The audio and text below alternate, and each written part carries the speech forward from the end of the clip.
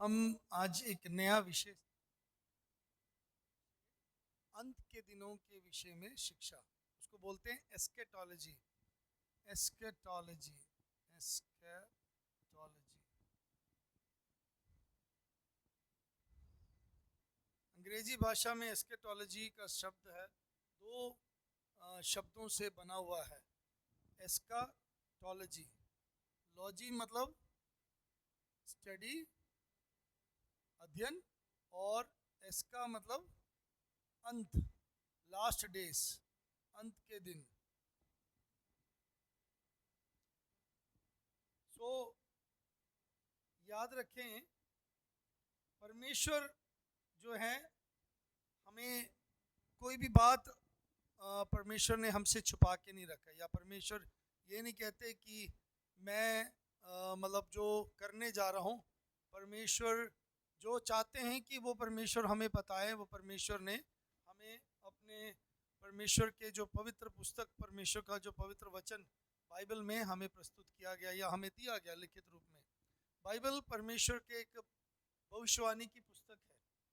Bible परमेश्वर का वचन, बाइबल परमेश्वर के भविष्यवाणी की पुस्तक है। इस पुस्तक में या इस भविष्यवाणी में परमेश्वर अपने बारे में बताते हैं। बाइबल में हम परमेश्वर के बारे में सीख सकते हैं, परमेश्वर कौन है, परमेश्वर ने हमसे क्या किया, हमें कैसे बनाया, परमेश्वर हमारे जीवनों में क्या करना चाहते हैं। ये सब कार्यों को परमेश्वर हमारे जीवनों में करते हैं। सो इस जो कार्य करते हैं, या जो कार्य परमेश्वर की योजना है, उसको परमेश्वर ने हम तक जाहिर किया अपने वचन के द्वारा। वो है, उसको हम पवित्र शास्त्र बाइबल में, स्क्रिप्चर्स में, वचनों में हम पढ़ सकते हैं। We can know about God and his things, his matter, his story, उसके प्लान, उसकी योजना, हम पूर्ण रीति से हम परमेश्वर के बारे में उसके वचनों में, उसमें देख सकते हैं। ठीक है जी, समझ आया? बाइबल क्यों दिया गया हमें? परमेश्वर के बारे में जानने के लिए। परमेश्वर के योजना, परमेश्वर कौन है, परमेश्वर ने हमसे क्या किया, परमेश्वर की सृष्टि क्या है, परमेश्वर हमसे क्या चाहते हैं, ये सब कुछ हम बाइबल में पढ़ते हैं। सो बाइबल ना सिर्फ एक ज्ञान की पुस्तक है, बाइबल ना सिर्फ एक धार्मिक पुस्तक है, बाइबल एक भविष्यवाणी की पुस्तक है। Bible is a prophetical book, Bible is a poetical book, Bible is a historical book, Bible is God's truth, Bible is God's word. ये प्रॉमिस की पुस्तक है, ये वायदा का पुस्तक है, ये ऐतिहासिक पुस्तक है, गीत संगीत का पुस्तक है। उसी प्रकार बाइबल जो है, कैसे पुस्तक है? एक भविष्यवाणी की पुस्तक है। इसमें भविष्यवाणी लिखी गई है जो पूरी हो चुकी है, और इसमें कुछ भविष्यवाणी ऐसे हैं जो अभी तक पूरी नहीं हुई है। प्रोफेटिकल, प्रोफेसी। सो बाइबल की जो भविष्यवाणी से हमें क्या लाभ मिलता है? बाइबल की भविष्यवाणी से हमें क्या लाभ मिलता है?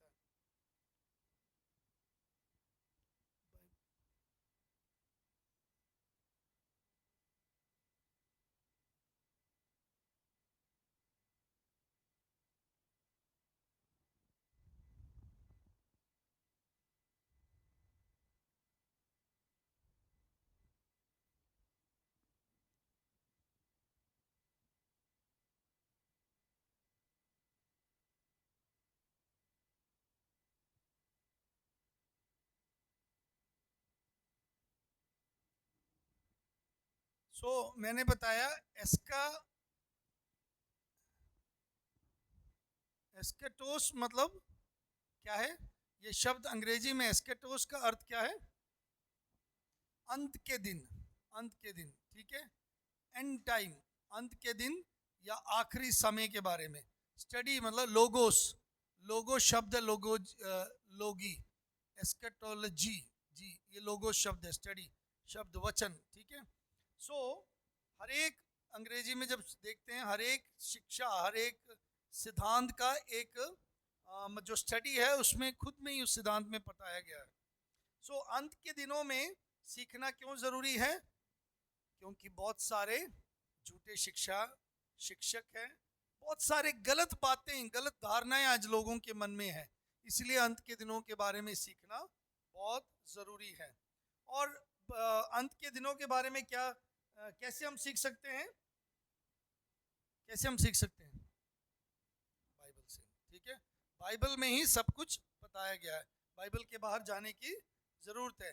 सो बाइबल एक भविष्यवक्ता या भविष्यवाणी की पुस्तक के हिसाब से हमें क्या लाभ मिलता है? व्हाट बेनिफिट्स अस? हमें बाइबल एक भविष्यवाणी की पुस्तक के हिसाब से क्या लाभ मिलता है? How do Bible profit us और benefit us as a prophetical book? क्या बाइबल एक भविष्यवाणी की पुस्तक के रूप में हमें कुछ लाभ मिलता है? उसे क्या क्या लाभ हो सकता है या कैसे आप देख सकते हैं? हाँ जी, जब बाइबल को एक प्रॉफिटिकल बुक हम देखेंगे, प्रॉफिटिकल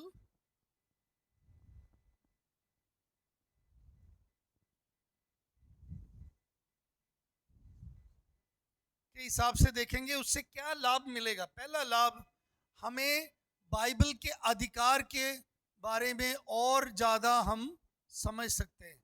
अथॉरिटी ऑफ द स्क्रिप्चर, याद रखें, जो लाभ है, the advantages, the benefits, advantages और बेनिफिट्स। बाइबल को एक इतिहास, ना सिर्फ एक ऐतिहासिक, ना सिर्फ एक कहानी, ना सिर्फ एक धार्मिक पुस्तक देखें, उसको एक भविष्यवाणी की पुस्तक के रूप में देखेंगे, तो बाइबल में से हम सीखने पाएंगे कि बाइबल से हमें क्या लाभ मिलता है। हमें ये पता लगता है कि जो बाइबल है वो पूरा अधिकार में है, उसका हमें उसके बारे में पूरे अधिकार के बारे में समझ सकते हैं। वी कैन अंडरस्टैंड अथॉरिटी, मतलब understand the absolute authority of the scripture, मतलब बाइबल पूरी तरीके से हमारे विश्वास और सेवा के लिए पूरी तरीके से वो हमारे लिए क्या है? प्रधान, पर्याप्त है, मतलब वही केवल काफ़ी है, उसमें पूरा अथॉरिटी है और किसी में नहीं है, ठीक है। पूरी तरीके से एब्सोल्यूट अथॉरिटी बाइबल में है।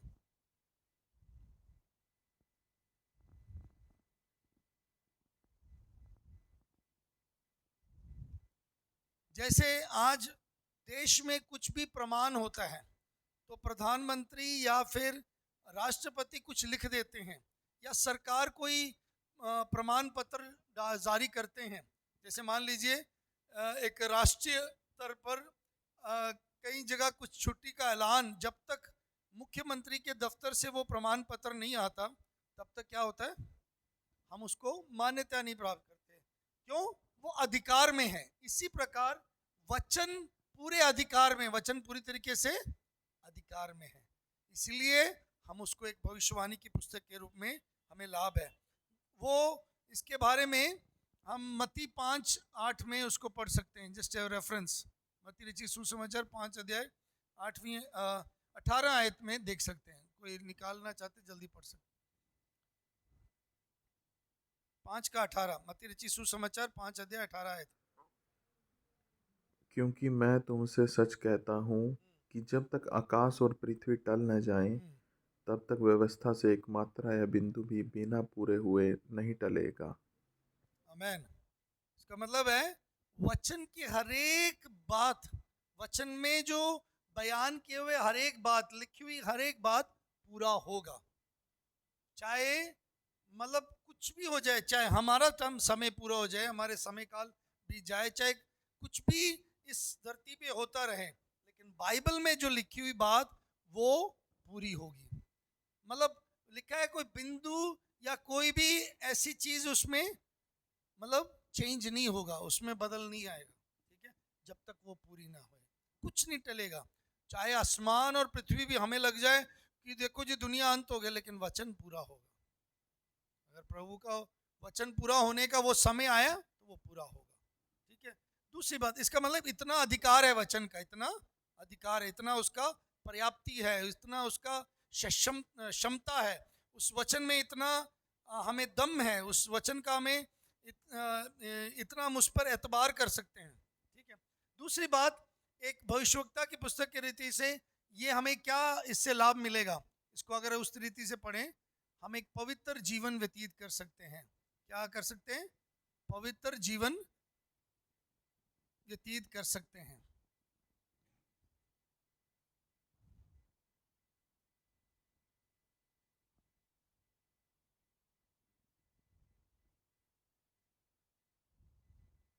पहले यूहन्ना 3 अध्याय 3 आयत।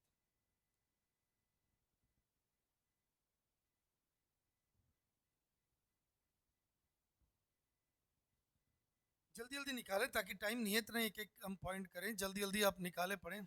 1 John chapter 3 to promote a holy living. और जो कोई उस पर आशा रखता है वह अपने आप को वैसा ही पवित्र करता है जैसा वह पवित्र है। के जब वचन पर हमारी आशा है तो हम क्या करेंगे? वचन के मुताबिक हम पवित्र रहेंगे, चलेंगे, तो हमारी जीवन पवित्रता ही में रहेंगे। प्रॉब्लम क्या, आज किसी को वचन का ज्ञान नहीं है, इसलिए पवित्रता के बारे में सोचते नहीं है। वचन लिखा है कि जैसा मैं पवित्र हूं तुम भी पवित्र बनो। परमेश्वर की पवित्रता ही, परमेश्वर की हजूरी, परमेश्वर के उस महानता, उसकी शुद्धता, उसके मनोहरता, उसके जो उसका वैभव है, उसके पवित्रता के बारे में हम लोगों को इतना ज्ञान नहीं है, इसलिए हम पवित्रता में नहीं रहते।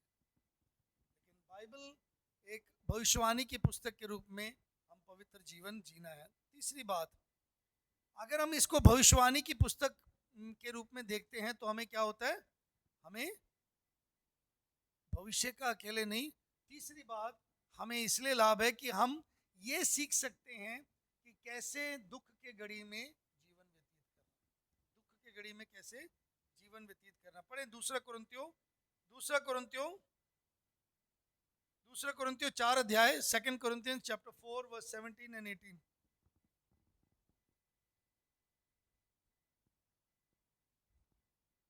ये पढ़े, दूसरा कुरिन्थियों 4 अध्याय 17 और 18 आयत। वहां पे क्या लिखा है? जब क्लेश का समय होता है, 4 अध्याय 17 और 18 आयत।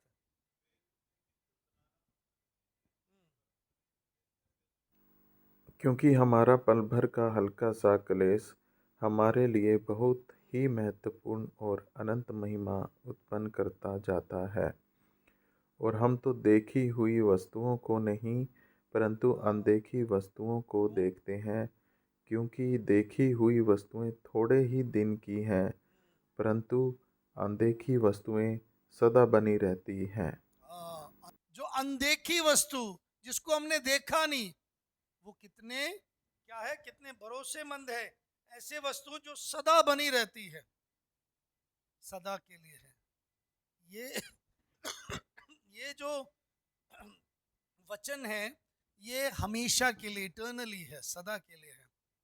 लेकिन हम थोड़ी देर के क्लेश में भी क्या करना, हमें आनंदित होना है।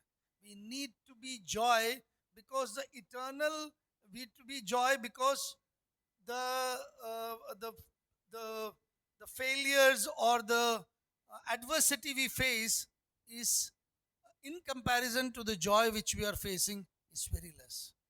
जितना हम सामना कर रहे हैं उससे भी अधिक ज्यादा है वो जो अनदेखी वस्तुओं का जो सदा के लिए परमेश्वर ने हमारे लिए तैयार रखा है, उसका जो लाभ, उसकी जो खुशी, उसके जो आनंद है, ये आज के क्लेश के सामने कुछ भी नहीं है। क्या है? इसका लाभ क्या है? अगर हम इसकी स्टडी करेंगे तो इससे क्या है? To produce joy in the time of adversity.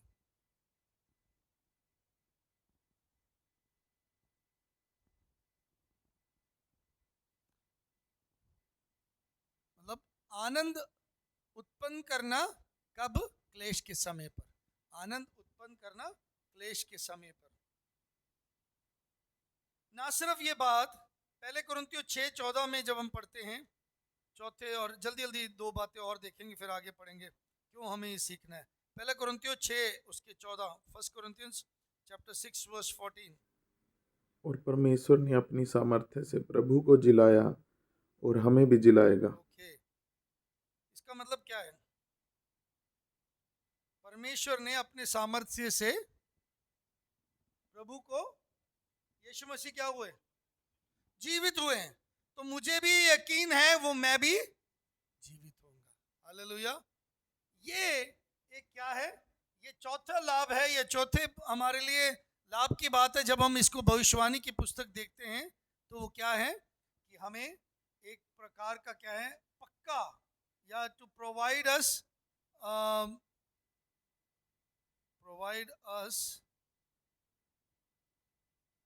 Certainty for the future. भविष्य के बारे में हमें एक पक्का यकीन है, हाँ जी हम भी जिलाए जाएंगे, हम भी जी उठेंगे। नॉट लीस्ट एक पक्का, बल्कि एंड ग्रैंडस पीस ऑल्सो, हमें शांति भी मिलेगी। ठीक है ना। पहला कुरिन्थियों 6:14 है ना। ना सिर्फ ये बात, आखिरी एक और बात है सीखने के लिए, फिलिपियों 3:21। इसका मतलब दोबारा थोड़ा उसको ध्यान से, वह अपनी शक्ति के उस प्रभाव के अनुसार जिसके द्वारा वह सब वस्तुओं को अपने वश में कर सकता है, हमारी दीनहीन देह का रूप बदलकर अपनी महिमा की देह के अनुकूल बना देगा। इससे क्या तात्पर्य, या इससे क्या हम सीखते हैं, what we understand by this. See, when we take Bible as a prophetical book, जब हम बाइबल को एक भविष्यवाणी की पुस्तक के रूप में लेते हैं, हमें बाइबल एक अधिकार का हमारा अधिकार है, या हम यही आखिरी अधिकार मानते हैं। इससे हमारा पवित्र जीवन जीने का हमें और उससे सीखने को मिलता है। हमारे अंदर आनंद पैदा होता है जब हम मुश्किल में होते हैं। फिर क्या है, भविष्य के लिए हम यकीन रख सकते हैं, हमें शांति तसल्ली है। और आखिरी बात क्या है, बाइबल को एक जब हम लेते हैं तो हमारे अंदर क्या होता है, हम जो भविष्य के ऊपर नियंत्रण कर रहे हैं उसकी उपासना, उसकी महिमा कर सकते हैं, जो वाकई में भविष्य को बदल सकता है। The one who can change, who can transform, who can bring change, we trust in him. हम उसके ऊपर भरोसा रखते हैं तो हम उसकी महिमा और कर सकते हैं। That means this study will help us to worship the Lord, in who is in perfect control, to worship the Lord who is in perfect control, जो पूरे सिद्ध मतलब पूरी तरीके से सब कुछ नियंत्रण करता है।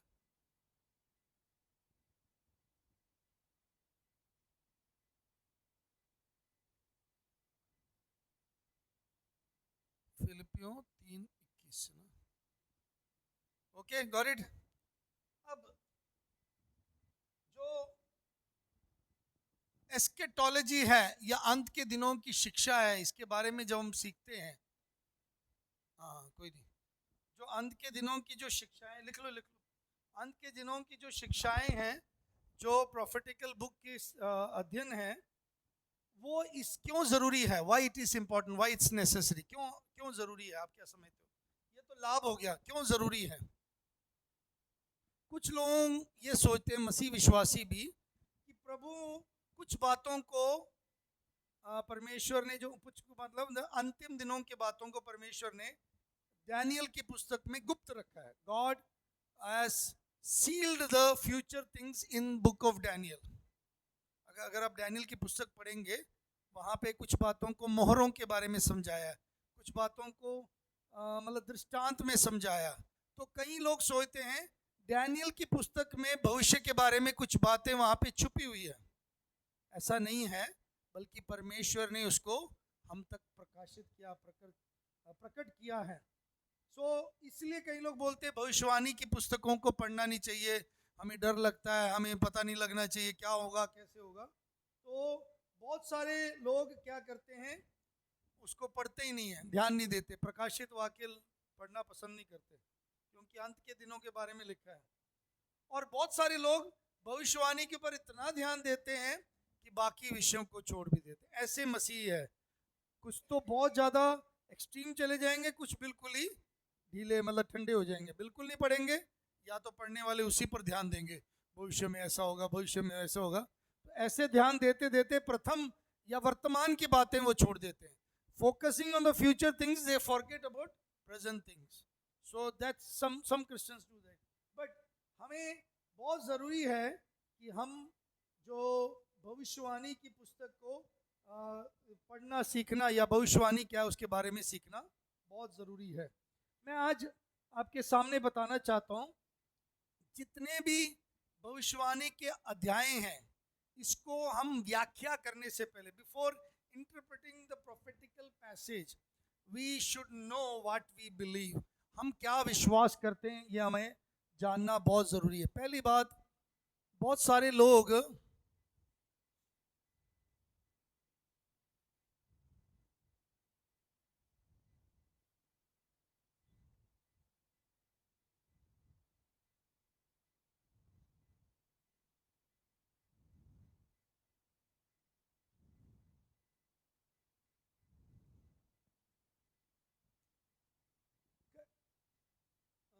आप प्रकाशित वाक्य 20 अध्याय, रेवलेशन चैप्टर 20 वर्स 1 to 7.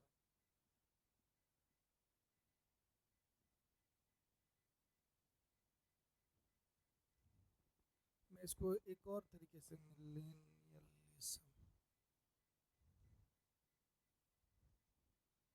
20 प्रकाशित वाक्य 20 का 1 से 7 आए थे, 21 to 7. फिर मैंने एक स्वर्गदूत को स्वर्ग से उतरते देखा, जिसके हाथ में अथाह कुंड की कुंजी और एक बड़ी जंजीर थी, और उसने उस अजगर अर्थात पुराने सांप को, जो शैतान है, पकड़कर 1000 वर्ष के लिए बांध दिया, और उसे अथाह कुंड में डालकर बंद कर दिया, और उस पर मुहर कर दी कि वह 1000 वर्ष के पूरे होने तक जाति जाति के लोगों को फिर न भरमाए. इसके बाद अवश्य है कि थोड़ी देर के लिए फिर खोला जाए. फिर मैंने सिंहासन देखे और उन पर लोग बैठ गए, और उनको न्याय करने का अधिकार दिया गया, और उनकी आत्माओं को भी देखा जिनके सिर यीशु की गवाही देने और परमेश्वर के वचन के कारण काटे गए थे, और जिन्होंने न उस पशु की और न उसकी मूर्ति की पूजा की थी, और न उसकी छाप अपने माथे और हाथों पर ली थी. वे जीवित होकर मसीह के साथ 1000 वर्ष तक राज्य करते रहे. जब तक ये 1000 वर्ष पूरे न हुए, तब तक शेष मरे हुए न जी उठे. यह तो पहला पुनरुत्थान है. धन्य और पवित्र वह है जो इस पहले पुनरुत्थान का भागी है. ऐसों पर दूसरी मृत्यु का कुछ भी अधिकार नहीं, पर वे परमेश्वर और मसीह के याजक होंगे और उसके साथ 1000 वर्ष तक राज्य करेंगे.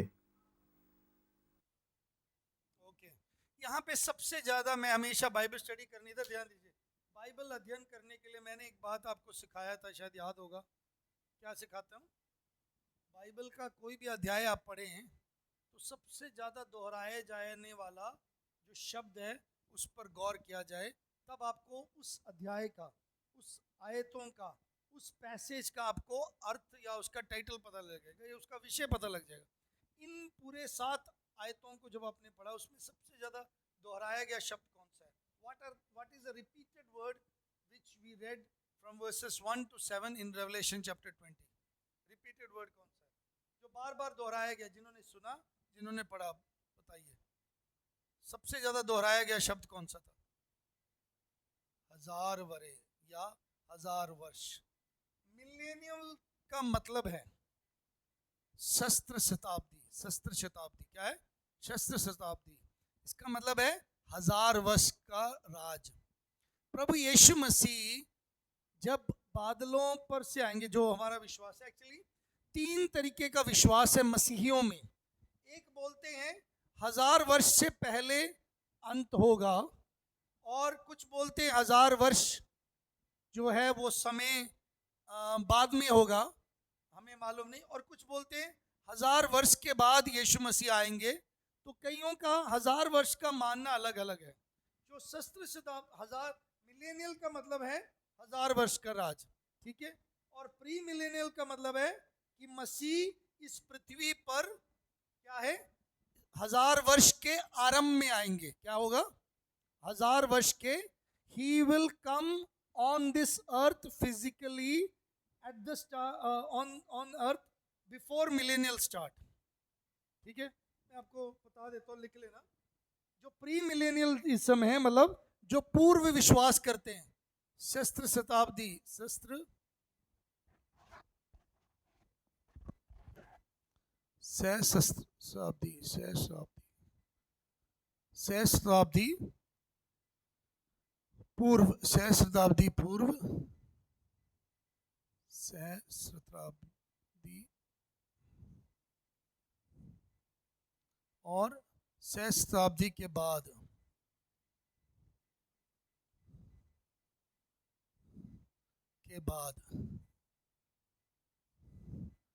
सहस्त्राब्दी, सहस्त्राब्दी,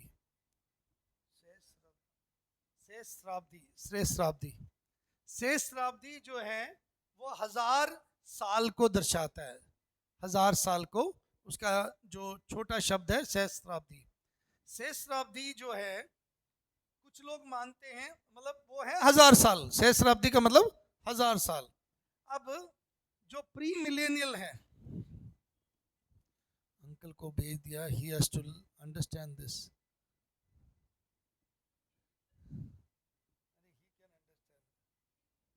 नो नो नो, वही तो मैं बताया, 1000 साल है श्रेय से और कुछ नहीं है, बिकॉज आई अभी वो रैप्चर का बात आने वाला। सो नहीं, ओके, मसीह, मसीह क्या होगा?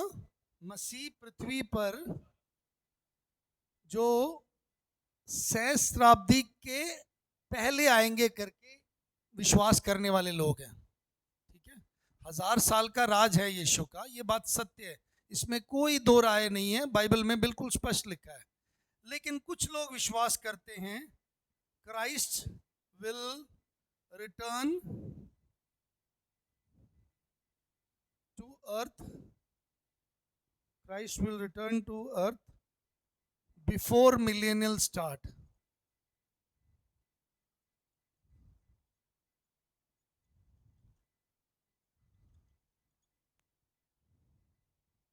Before millennium start. हाँ जी, नहीं, सहस्त्राब्दी तो धरती का ही है। हाँ जी,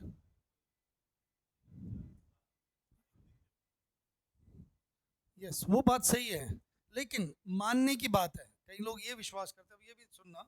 दूसरा, जो सहस्त्राब्दी बिल्कुल विश्वास नहीं करते, वो कहते हैं ऐसा कोई है ही नहीं, कुछ लोग ऐसा भी है, no millennium at all.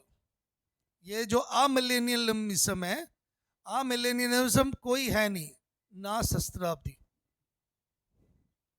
No millennium at all, मतलब 1000 साल का राज है ही नहीं,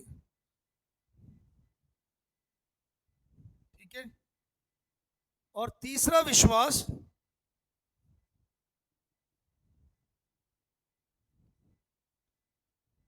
ये जो पोस्ट मिलेनियम मतलब सहस्त्राब्दी के बाद, कुछ लोग ये विश्वास करते हैं कि 1000 साल के बाद मसीह आएगा, समझ रहे हो, बाद मसीह आएंगे करके।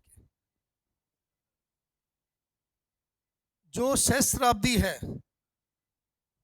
मतलब मैं तीन वर्ग के लोगों की बात करता हूँ। कुछ लोग हैं जो कहते हैं सहस्त्राब्दी है नहीं, 1000 साल है ही नहीं, ऐसा कोई राज है ही नहीं, वो तो अविश्वासी हो गए, नास्तिक हो गए, या फिर मसीहों में भी कई लोग बोलते हैं छोड़ो, यहीं पे जीना यहीं पे मरना है, 1000 साल का राज है ही नहीं, ऐसे लोग भी हैं मसीहों में। लेकिन कुछ लोग मसीहों में ये विश्वास करते हैं यीशु पृथ्वी पर सहस्त्राब्दी से पहले आएंगे, ठीक है। और कुछ लोग ये विश्वास करते हैं सहस्त्राब्दी के बाद आएंगे, उनको बोलते हैं पोस्ट मिलेनियलिज्म, समझ गए। अब ये तीन शब्द हमेशा याद रखना, सहस्त्राब्दी पूर्व, सहस्त्राब्दी, सहस्त्राब्दी के बाद, मतलब प्री मिलेनियलिज्म, अमिलेनियलिज्म, पोस्ट मिलेनियलिज्म, ठीक है। प्री, अ, पोस्ट, मतलब पूर्व, ना और बाद में, ठीक है।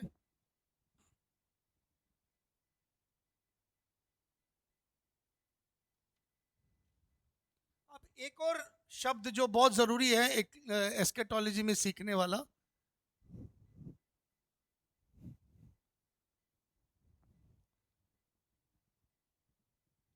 पहले तस्सलोनिकियों 4 अध्याय, पहले तस्सलोनिकियों 4 अध्याय निकाले।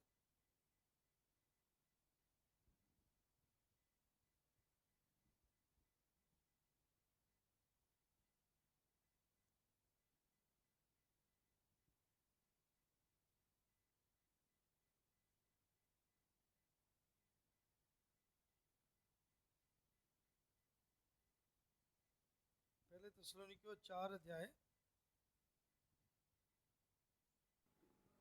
13 से 18। हे भाइयों, हम नहीं चाहते कि तुम उनके विषय में जो सोते हैं अज्ञानी रहो।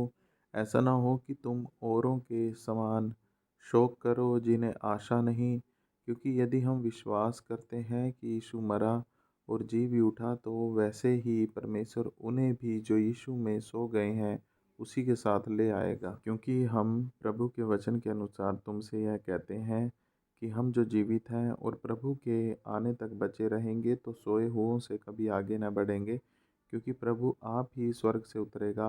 उस समय ललकार और प्रधान दूत का शब्द सुनाई देगा और परमेश्वर की तुरही फूंकी जाएगी, और जो मसीह में मरे हैं वे पहले जी उठेंगे।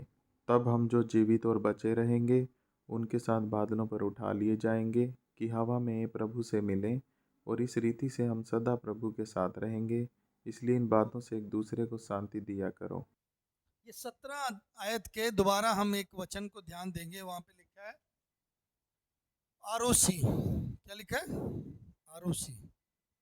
मसीहों के लिए सबसे, इधर ध्यान दो, हम क्रिश्चियंस के लिए, हम मसीहों के लिए सबसे महत्वपूर्ण अगला कार्यक्रम क्या है?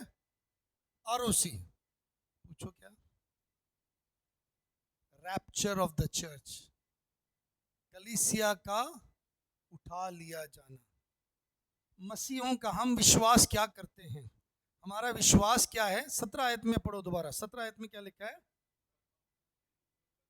तब हम जो जीवित और बचे रहेंगे उनके साथ बादलों पर उठा लिए जाएंगे। उठा लिए जाना, cot up together in the air. कहां पे उठा लिए जाएंगे? बादलों पर। इस शब्द को अंग्रेजी में बोला गया रैप्चर। क्या बोला गया? रैप्चर। आरओसी का मतलब रैप्चर ऑफ द चर्च, कलीसिया का उठा लिया जाना। आज पूरे विश्व में मसीह लोग इसलिए शांति में हैं, मसीह लोग मरने पर इसलिए शोक नहीं करते, मसीह विश्वासी इसलिए हम लोग रोते नहीं, पीटते नहीं जैसे दूसरे करते हैं, क्योंकि हमें विश्वास है हम बादलों पर उठा लिए जाएंगे। जब यीशु मसीह आएंगे बादलों पर, जब जो मरे हुए वो भी जिएंगे, हम भी उठा लिए जाएंगे। कितनी एक अद्भुत और सुंदर बात है। We will be caught up together in the air. Caught up together in the air. हम लोग बादलों पर उठा लिए जाएंगे। बादलों पर उठा लिए जाना का भी 3 तरीके का मानना है। ठीक है? विश्वासी मसीह, सबसे ज्यादा गलत शिक्षाएं बाइबल में से निकली, क्योंकि बाइबल इतना ज्यादा प्रचलित हुआ, इतना ज्यादा फैला गया है। आज विश्व में सबसे ज्यादा माने जाने वाला विश्वास, विश्व में सबसे ज्यादा प्रचलित, विश्व में सबसे ज्यादा बढ़ने वाला विश्वास जो है वो मसीह विश्वास है। वो यीशु के पीछे चलने वाले लोग हैं, और कोई भी मत नहीं है। चाहे कितना भी लोग कितना कुछ करके दिखा दें, कुछ भी नहीं है, सब बेकार में है, सब शून्य है। लेकिन सच्चाई में जो मसीह विश्वास है वो बढ़ रहा है। तो मसीह विश्वास के ऊपर इतना विरोध होता है, इतना शैतान ने अटैक किया कि हर शिक्षा को अलग अलग करने के लिए, अलग अलग ठहराने की कोशिश किया। अब उठा लिए जाने पर भी 3 तरीके का विश्वास है। कुछ लोग कहते हैं, अच्छा आपने कभी सुना है, बाइबल में पढ़ा है महाक्लेश का शब्द? एक समय आने वाला, एक महाक्लेश आएगा। क्या आएगा? महाक्लेश। पूरे पृथ्वी कर्म, इसको बोलते tribulation. What is that? Tribulation. एक और शब्द याद रखना, ये सब अंत के दिनों के बातों को ध्यान रखेंगे तो हम सीखेंगे। ट्रिबुलेशन क्या है? महाक्लेश। ट्रिबुलेशन क्या है? महाक्लेश। सो कुछ लोग विश्वास करते हैं प्री ट्रिबुलेशन, कि यीशु का बादलों पर आना महाक्लेश से पहले होगा। कुछ लोग विश्वास करते हैं पोस्ट मतलब महाक्लेश के बाद यीशु आएंगे। और कुछ लोग बोलते हैं मिड ट्रिबुलेशन, मिड, मध्य, मध्य क्या है? मध्य क्लेश, बीच में आएंगे। अब महाक्लेश का मतलब क्या है, ये कौन सा है, आपको पता है?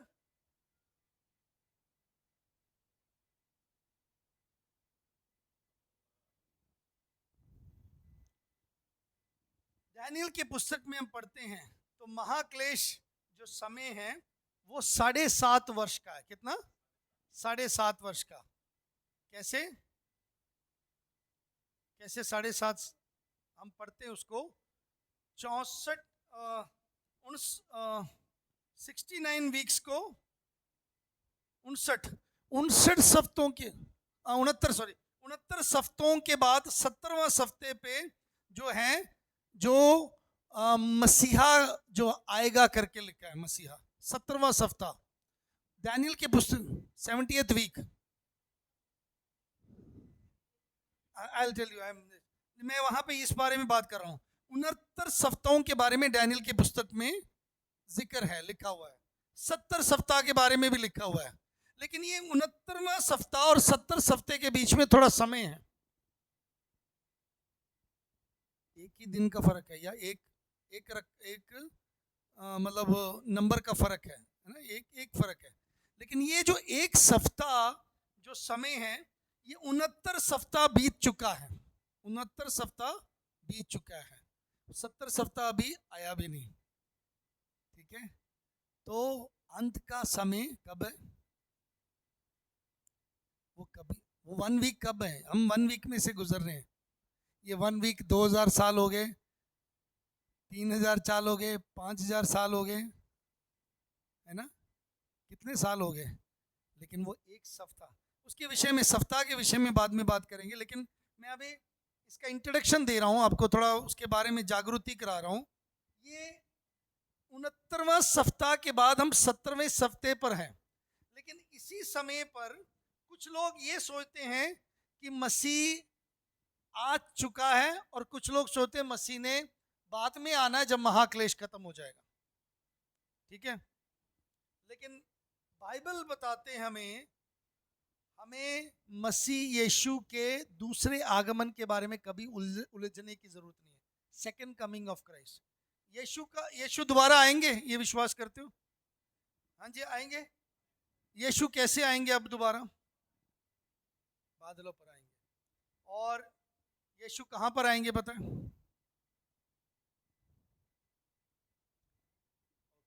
ठीक है, गुड। हम ये विश्वास करते हैं यीशु का दूसरा आगमन जो है, वो दूसरा आगमन पृथ्वी पर नहीं अभी होगा, अभी मध्य आकाश में होगा। क्या है? मध्य आकाश में, जहां पे जो यीशु में सोए हुए हैं और जो जीवित रहेंगे वो उठा लिए जाएंगे। उसको बोलते हैं रैप्चर ऑफ द चर्च। सो हमारे अगला जो घटना हमारे जीवन का क्या हो सकता है? या तो हमारी मृत्यु, या तो रैप्चर, दोनों में से एक चीज। तो क्या पसंद करते हो आप?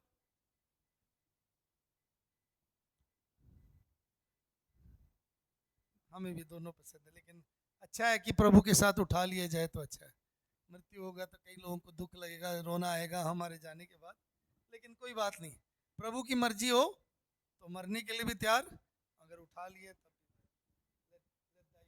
ठीक है, सो रैप्चर जो है, वो जो समय है 7 साल का, सॉरी 7.5 नहीं, 7 साल का। और हमारा जो इवेंट है वो पौलुस ने इस बारे में एक्सप्लेन किया है, पौलुस ने इस बारे में समझाया किया और समझाया भी है। 3.5 साल, 3.5 साल, 7 साल बनता है। 3.5 + 3.5, 7 साल का है?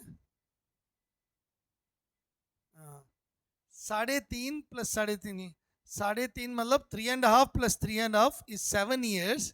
ये 7 साल का महाक्लेश का समय है जो बाइबल बताते हैं। ठीक है, ये 7 साल ही हैं, ये जो 7 दिन। नहीं, एक मिनट।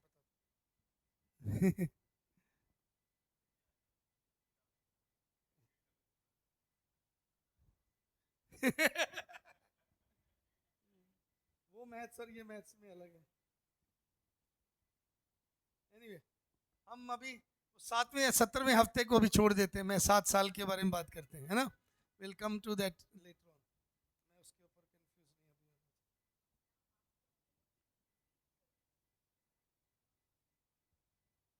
अभी। अब उसी पे लास्ट में आ रहा हूं मैं।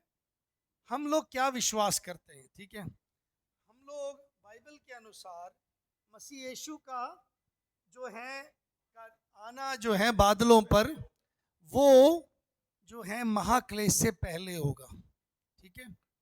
वो जो पहले हमने समझा था कि 1000 साल से पहले मसीह यीशु के पूर्व मसीह यीशु का पृथ्वी पर आना, वो बात सत्य है, ठीक है। वो जो बात सत्य है, क्योंकि यीशु मसीह आएंगे तभी हम 1000 वर्ष के लिए उनके साथ राज करेंगे, ये लिखा है वचन में। तो वो बात वहां पे कंफ्यूजन नहीं हो, वो क्लियर हो जाता है और हम एक्सप्लेन करेंगे। और यहाँ पे जो उठा लिए जाने वाली बात है वचन में, उठा लिए जाने वाला वो जो वचन है, वो कब पूरा होगा? जब ये मसीह यीशु बादलों पर आएंगे। देखो चर्च,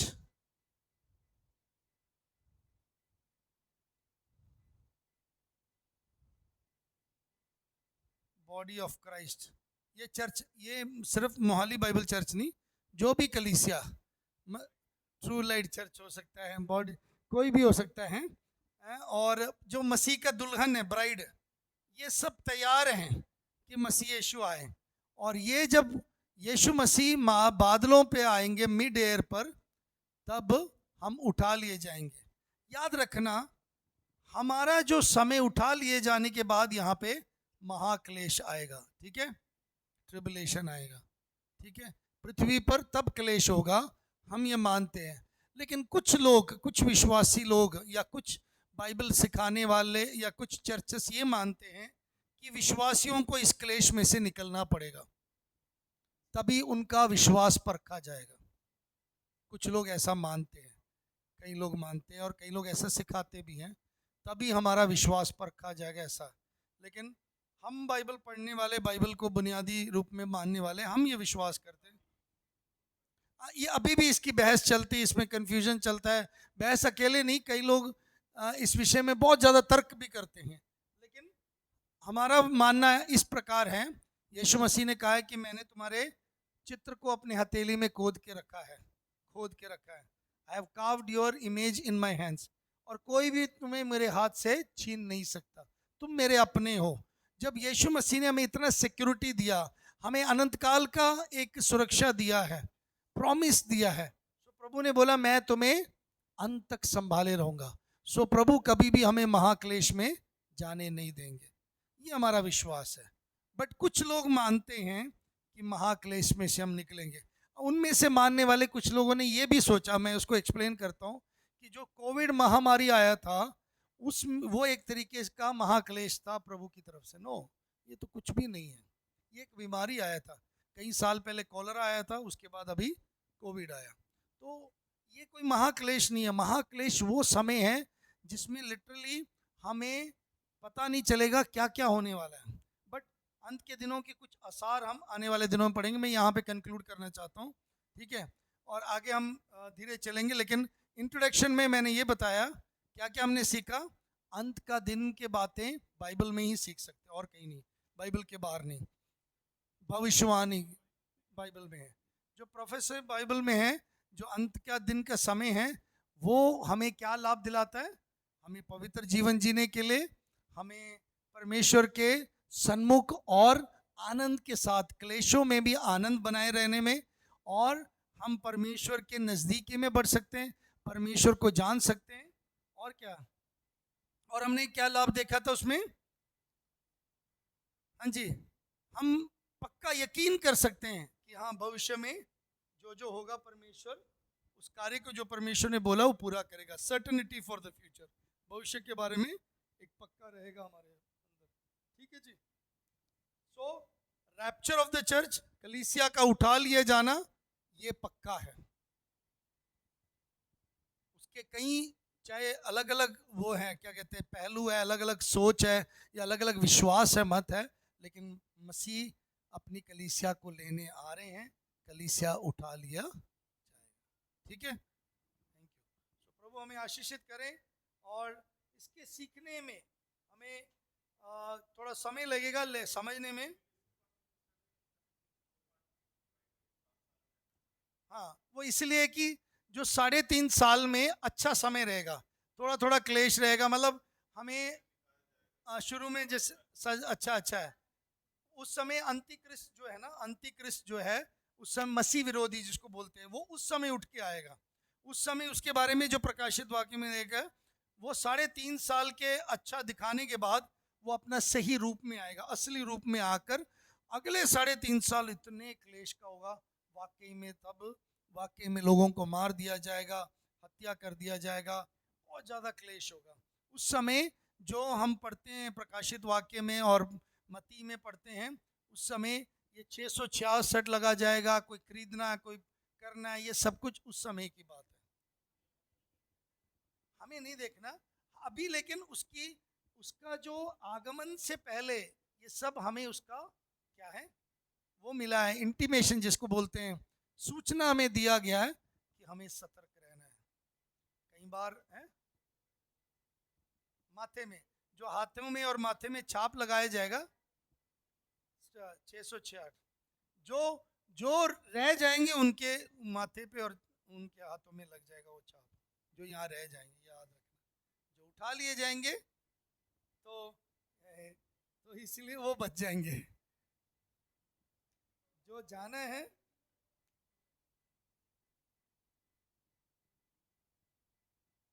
ठीक है जी। सो कुछ आयतें पढ़ के आना, ठीक है, नोट कर लो। पहले थिस्सलुनीकियों 4:13 से 18 जो हमने पढ़ लिया पहले। पहले कुरिन्थियों 15 अध्याय 51 से, first Corinthians chapter 51 to 56, first Corinthians chapter 15 51 to 56, 15 अध्याय 51 से 56।